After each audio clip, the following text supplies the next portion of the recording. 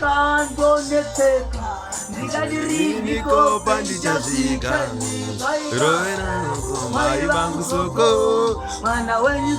enda musango tandaramba kudzoka ari mavoko hanzi anopedza uyo magetsi mabvirawira mwana uyo hanzi anonzani mati anobva nechepampepa Jah Spiker wagwandreda yeman boy ere chimdara aiwa visible makanaka here svikai padhuze nemicrophone alright ndasvika mukoma masvika here yeah is Jah Spiker wagwanose aiwa visible Jah Spiker representing which ghetto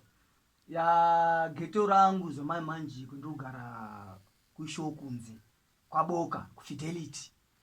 uchiokunze kwaboka kufidelity yeah man but currently ngoma muri kudzimanya muri kopi mimi ngoma ndiri kudzimanya ndiri Epworth kwadhadha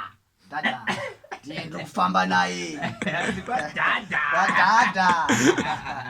hoyo my name is Jah Spiker.